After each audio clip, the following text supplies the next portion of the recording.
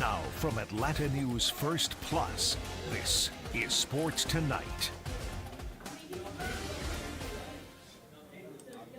Happy Tuesday, everybody. Welcome to Sports Tonight. I'm sports producer Scott Pennyman here with the sports director, Bailey Burmaster. Bailey, how you feeling? Feeling good. Football getting back in the groove of a little couple of things. WBNA tips off tonight. It's things are happening this time of year. Yeah, I mean, when you start talking about football, obviously talking about the OTA season, Falcons back to work today with OTAs. But aside from what's on the field, I think most people were probably looking forward to this day, more so because of Kirk Cousins and the rest of the veterans working their way to camp. And obviously, since the Falcons drafted Michael Penix Jr., number 8 overall, it was all those whispers that maybe Kirk Cousins wasn't happy or was maybe a little caught off guard by them taking Michael Penix Jr. Although me personally, I didn't think it was a big deal, but people thought it was a big deal. I just think it was kind of out of left field a bit, even though Raheem Morris talked about how much he liked Michael Penix Jr. They needed depth at quarterback. They didn't want to not succeed again. Here's the thing is, I hope today's the last time we talk about this. It probably won't be because some national person who wasn't here today probably wasn't in town. They'll end up asking about it. But that's the thing is, like, use today, address it, move on, which is pretty much what Kirk said. You'll hear from him in just a second. Yeah. And Raheem Morris also said that it's his to deal with as well, that, they're the one that went and got the quarterback, so he has to manage that relationship as well. It's not Michael Penix's job or it's not Kirk Cousins' job to teach Michael Penix. It's Michael Penix's job to learn from Kirk Cousins. Now, it is Kirk Cousins' job to be a good teammate.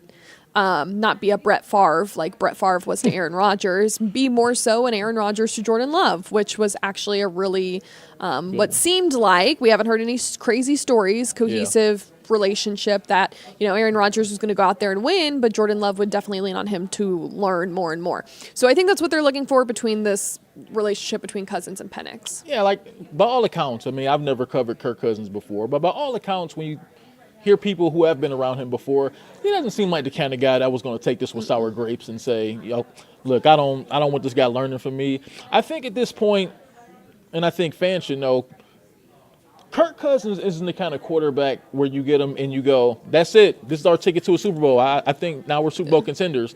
I think if you look at them getting Kirk Cousins realistically, you understood that as being a situation where they were just trying to get competent quarterback play. Mm-hmm. So they paid for that. They compensated him very handsomely. So now I think that it wasn't unrealistic that they still wouldn't look for their quarterback of the future, which is what they did, getting Michael Penix Jr. So, look, at the end of the day, Kirk Cousins got $180 million, $100 million of those guaranteed. So he's good. I mean, I think I said it on here. Best case scenario, he plays all 4 years and it balls out. Worst case scenario, he gets hurt or is done in 2 years. But the reality is that the Falcons didn't want to take any chances. They wanted a quarterback in case they needed one. But let's hear what Kirk Cousins had to say about this whole debacle that's gone on this offseason with the draft. What you got, Captain Kirk? Like I said, great practice today. Fun to get out there and actually be playing football.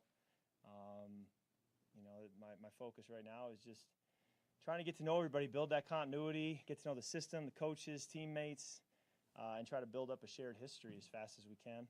I think practices are the best way to do that. So the last couple of days have been very helpful. We had a couple veteran practices as well in, I believe it was April. So off to a good start, long ways to go.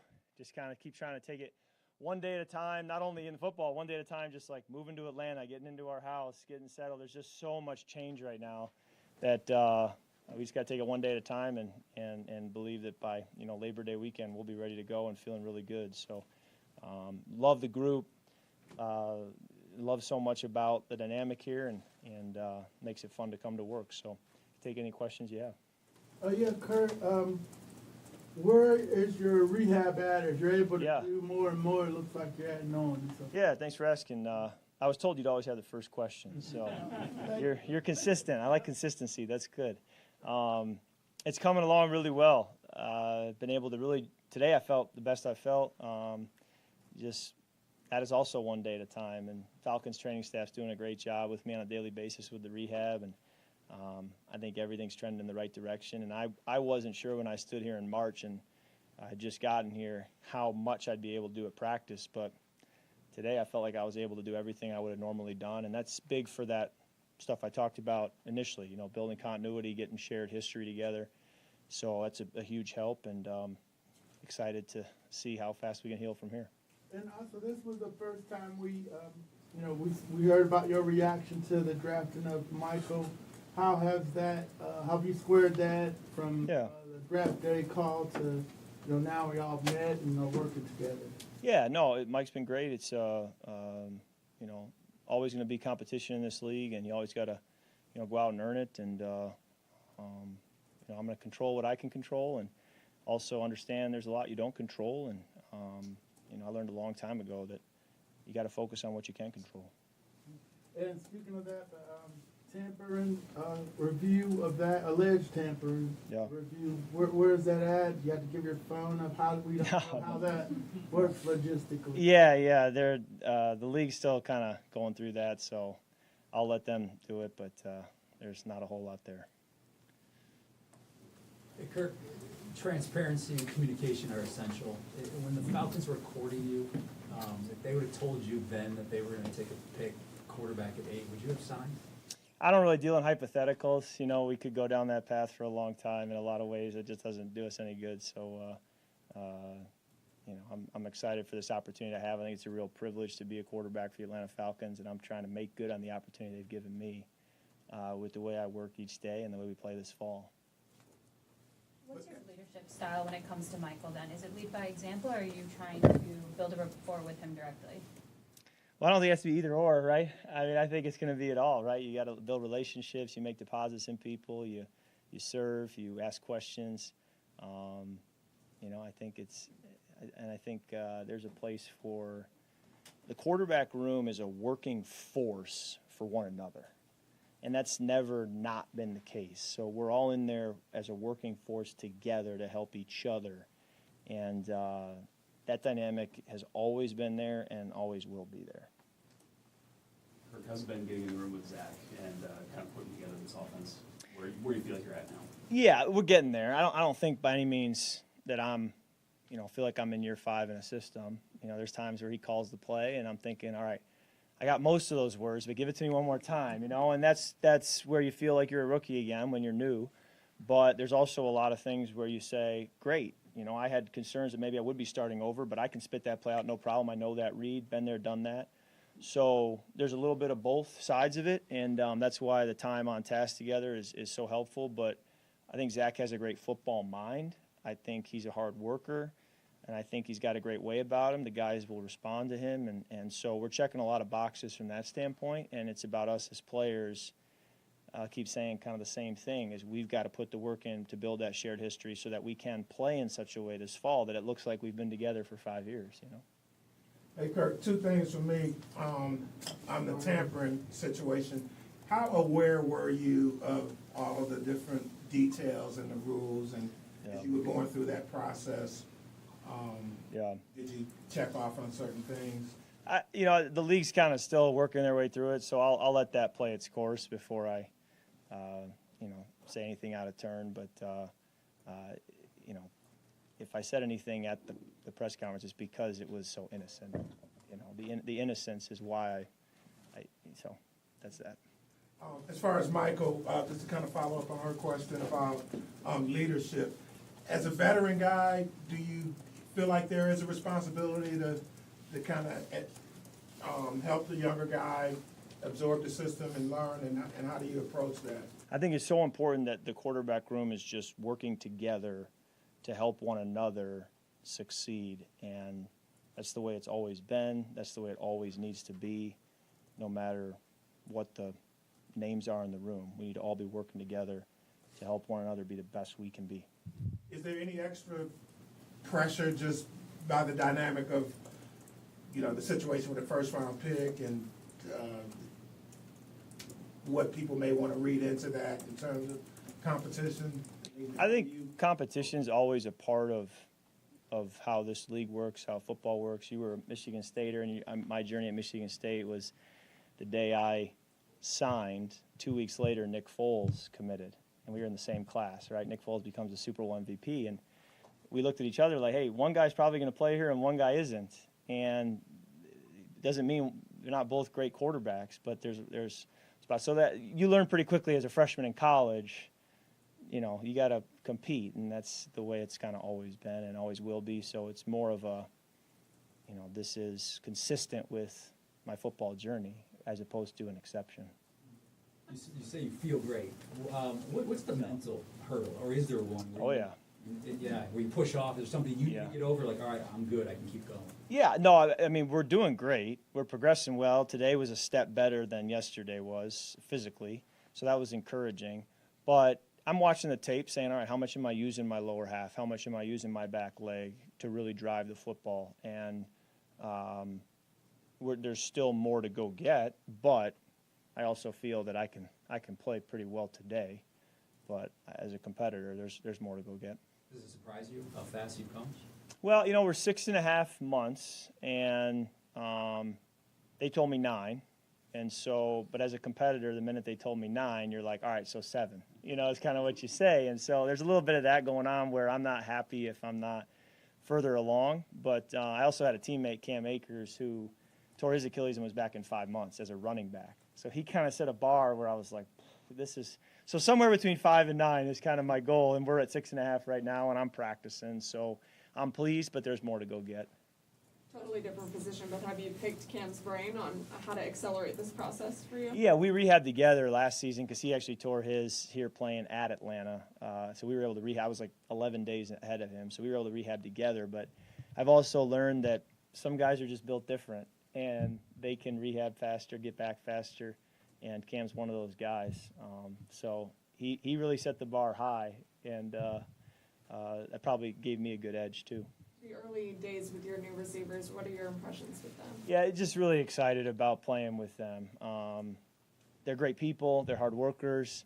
Probably my favorite part of the job right now is watching film, playing catch with routes on air, having conversations, sending texts to guys like, you know, Kyle Pitts, Drake London, Mooney, Rondale, Bijan, Tyler, Carlos. I mean, the list goes on and on. I just am excited to be a point guard, and they're the shooting guard, small forward, power forward, center, and I'm just distributing the football, getting the ball out of my hands and getting the ball into theirs. So that's probably my favorite part of the job right now is trying to help them get to where they want to go, but knowing that they're going to need a little bit of help to do that, and I can't wait to be a part of getting them where they want to go. Jesse Bates has called you a coach, and today that you're a great teacher. Can you kind of touch on that dynamic and what that means to you, that guys look up to you in that light? Yeah, I think being in year 13, there's probably a little bit of when I was in year 4 talking to a Deshaun Jackson who was a double-digit year vet, I'm not going to pull him aside and tell him how to do things, right? There's some self-awareness there. I think it's the inverse now. You're in year 13, and if there ever was a time to pull a guy aside and say, hey, I've seen this, I know how to do this.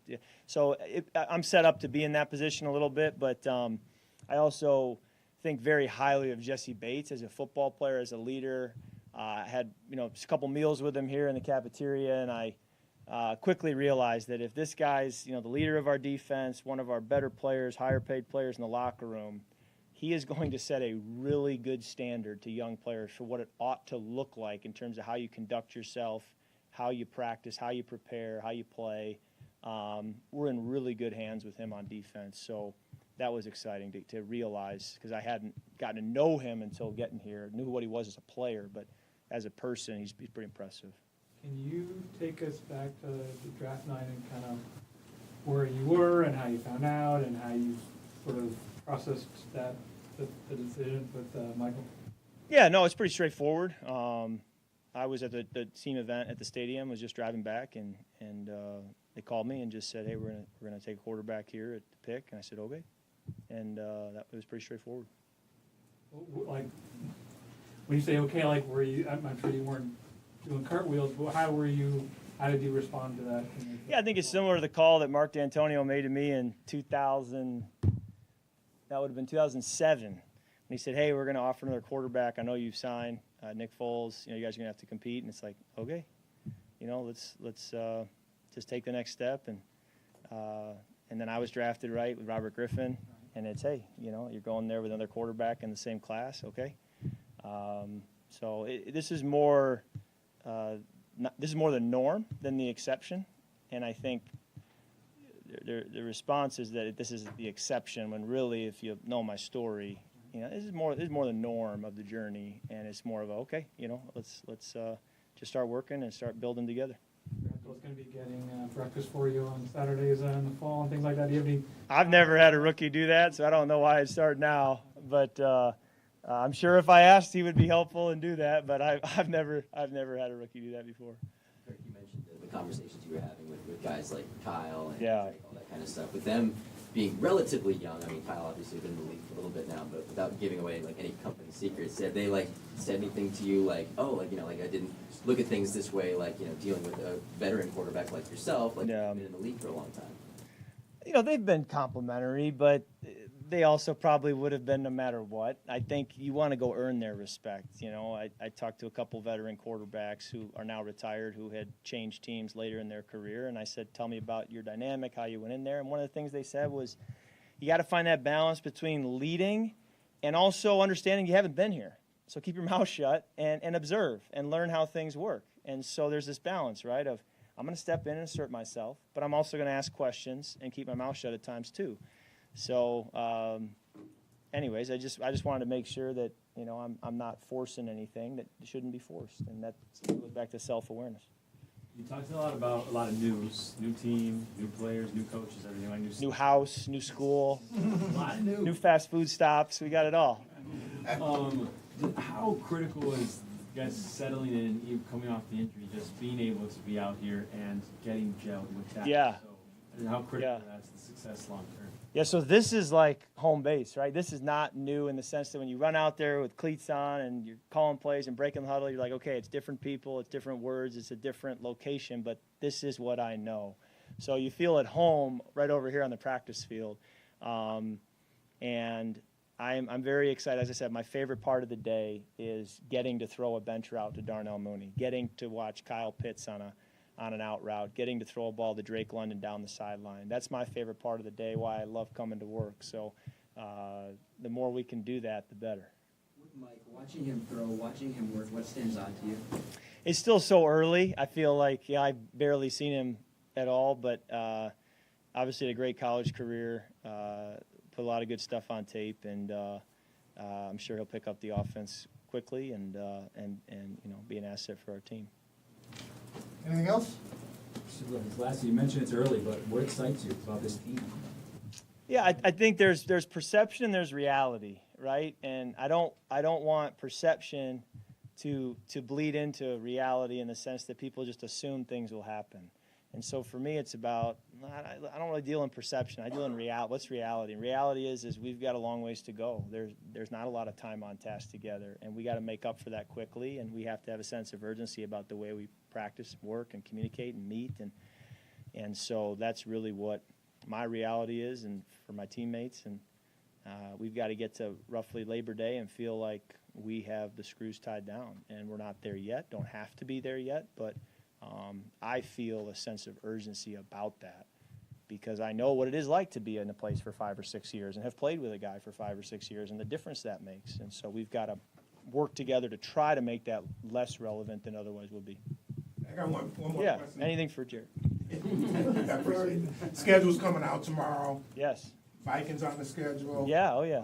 Washington too. Yeah, exactly. Yeah. So just all homecoming, all these places. So those are a couple things you'll be looking towards. But just as a veteran guy, when that schedule comes out, what's your frame of mind? What are you looking for? What's your frame of mind? First of all, I think it's incredible that the release of the schedule generates the kind of excitement. You know what I'm talking about. Like, this is unbelievable. Like, what a privilege to play in a sport where my high school friends are like refreshing their computer every second to try to see what the schedule is. I'm like, I think I'm in a good line of work if that's the demand for this sport. So kudos to the NFL on that. But we'll see. It's interesting, too, because we know who we're playing.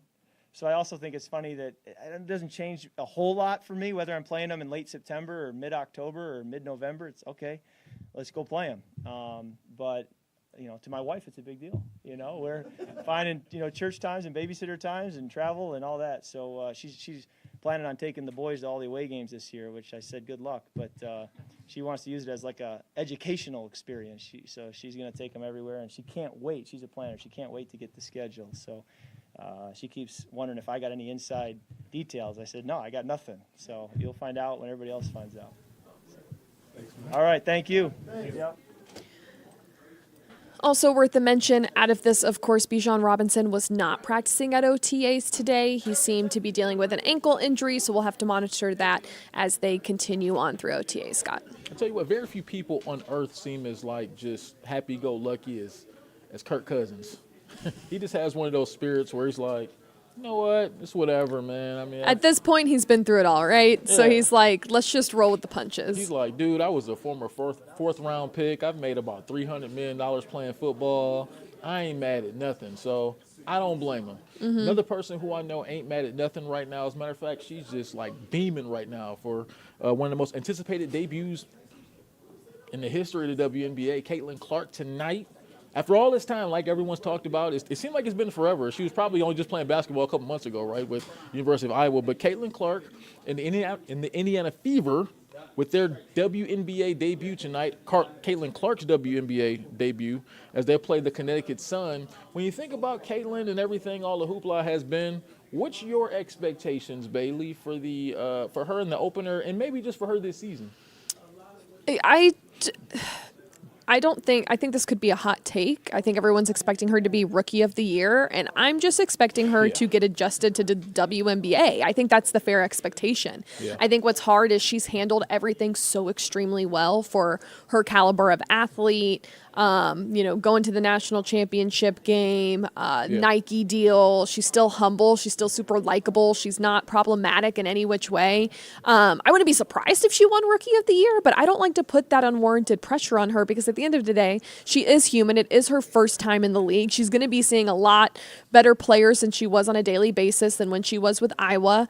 But, I mean, what an awesome fit is she for Indiana. Just a Midwest girl to begin with, and now she's with the Fever. I mean, I'm excited to see her debut, but I don't want to put unrealistic expectations on her. I don't like to do that to athletes. I think that's unfair, but it wouldn't surprise me if she just kills it this season. It's just kind of crazy because when you look at the odds to win the WNBA title, I saw the Fever have the 5th highest odds to win a championship. I mean, this team went 13-27 last year. They were obviously one of the worst teams in the league because they had the number 1 overall pick, and just her alone being on the roster is enough for them to put her in the championship conversation. So I think that alone says a lot about Caitlin Clark. But one thing I saw earlier today, though, that I thought was pretty cool, it showed there was a Yahoo video of one of their teammates showing them on their chartered jet, right? That's new for the WNBA this year. They got chartered flights. And I just wanted, Caitlin was just sitting back chilling. Everyone else was having a good time. And you just can't help but wonder, she's only 22 years old. Mm-hmm. Just imagine how she feels about that. This is the first year they're on chartered planes, right? And she's looking around probably thinking y'all welcome. Mm-hmm. Y'all welcome. Mm-hmm. Because let's just be real. If Caitlin Clark, if the hoopla surrounding Caitlin Clark wasn't what it is, a lot of the things that have happened with the league this year, as far as so many more national television games, chartered planes, things they've been trying to get for years, probably wouldn't be happening. No, but to be fair, the last 2 years or 3 years of revenue and viewership for the W has been skyrocketing each year. So that does play into the fact that they were able to get charters because they've made their revenue hits for the past 2 years and probably exceeded well past them, that they're able to do stuff now with this. Now, to continue to do those things, it definitely helps to have a Caitlin Clark. I was going to say, do you really think they'd be on charter jets right now if it wasn't for Caitlin Clark? I actually do. Okay. I will say I actually do. Okay. Do I think they sustain that for years to come? No. If they don't have superstars like Caitlin Clark? No. Right. And Angel Reese, too. Can't leave her out. Obviously, she's been... Well, and just the superstars that are already in it, whether it's Stewie, Sabrina, Kelsey Plum. I mean, the Aces are just historically good. I mean, there's a lot to like in this league. But Sustainability happens because of superstars. Right, and I hope that, because all those guys have been in the league for a couple of years and they didn't get the spotlight, so hopefully Caitlin coming to the league will help other people around the league get the spotlight that they've deserved for a long time, because they've been really good players for a long time. So hopefully with Clark and Reese and those guys coming to the league, hopefully other people get their shine. And speaking of getting their shine, Victor Wembanyama out in San Antonio, tremendous rookie season, won Rookie of the Year. He was everything that we expected. So naturally this year, the Spurs have the 4th and the 8th overall pick in the draft. But guess who has number 1? The Hawks. The Atlanta Hawks. So that's sparking all kind of trade rumors now. Everyone's talking about, obviously we've talked about Trae Young and what are the Hawks going to do with their situation moving forward? Is Trae going to be a part of the long-term future for the Hawks? Well, obviously, when around NBA offseason time, a lot of rumors get to jumping around. So Trae Young's name has been mentioned a lot as far as someone who the Spurs may try to pair with Victor Wembanyama moving forward. And so according to Dave McMenamin on ESPN, when he spoke to Wemby, Victor Wembanyama says that he was intrigued by the thought of playing with Trae Young. Not shocked. I mean, I would not be surprised. I don't know. I don't know what's going to happen, but I don't think I'd be surprised by anything at this point. I love the NBA offseason. Well, not offseason for the teams who are at home. Correct. Yeah. Wemby saying he's intrigued to play with Trae Young. I mean, who wouldn't say that, especially when you're with the Spurs and you're desperate for help? They need some veterans too. Yeah, for sure. I don't know. I don't know what's going to happen. I go back to Landry Fields being like, we have to make the most of this opportunity. And he's right. They have to capitalize, whether that's drafting the best player they think that's going to fit their team, or it's coming up with some really big trade package. Yeah, and for me, that makes a lot of sense, because if you're really going to go nosedive, if you're going to nosedive right into a rebuild, right, which is, I'm not totally against that for the Hawks, just based on where they're at, because I think they're caught in that NBA's middle ground of not good enough to compete for a championship and normally not bad enough to get a top pick, but they hit the lottery. So now they have a top pick. So I think there's a lot of different ways they can kind of go with this. So if you want to jump in and do a full rebuild right now, the Spurs have the number 4 and number 8 overall picks in the first round this year. You already have the number 1 overall pick. I think this is a classic situation here where you could stockpile draft picks, much like Oklahoma City did a few years ago, and look at where they're at right now. So I think this is maybe the Hawks' opportunity to do what Oklahoma City did. Stockpile draft picks, clean house for the players you already have here, because they are only going to get you but so far. Rebuild this roster through the draft with top 10 picks, and maybe you could be like OKC in a few years. But do you really think they need a full rebuild? Yes. See, I don't. Yeah. I think you have to decide at a fork in the road, essentially, where you want to go, and then you figure out how you want to go about it. Okay. Which basically I think DeJounte Murray is a great player. I also think Trae Young is Trae Young and is a good player. I think he's a great player. I think he's a good player. Do you think he's better than Trae Young? I wouldn't say better. I think he has some components. I think he can do a few more things than Trae can, but I think DeJounte's a better. This is how I'll say it. I think Trae Young's impact on offense might be better. Yeah. But I think DeJounte's a better leader at point. Okay. And I think you have to decide what you want to do. I think you've seen a big enough sample size with Trae Young leading the way that it asks the question of how much time do you really want to give DeJounte. That's fair. Hey, we'll have a lot more time to talk about this. But before we get out of here, GSU, Georgia State, they're going to get a new baseball stadium downtown. They're going to build it on the green lot. So if you ever covered or been to a GSU game, you know where that's at. They got a new baseball stadium that's going to be starting construction. So good for them, to get a new facility a little bit down the street from the old Turner Field. So that's awesome for them. So before we get out of here, Bailey, anything you want to talk about that's on your mind? Bruins are playing tonight. Is Fred still over there? Of course he is. I don't know how positive we're feeling, but hey, Fred, how are we feeling about tonight? Great. We're feeling great. Well, Bruins fans are not down bad. Have Boston fans ever not feel great about anything? I mean, they always feel. Fred's probably feeling just as great about the Celtics right about now too, and I don't even want to talk about that. This is true. We don't have to go. We don't have to go cool. about it. Hey, so that's Sports Tonight on a Tuesday. We'll be right back at you tomorrow. The Atlanta Dreams start their season, so we'll have a lot on that tomorrow. Bailey, it's been fun. Let's do it again tomorrow. See ya.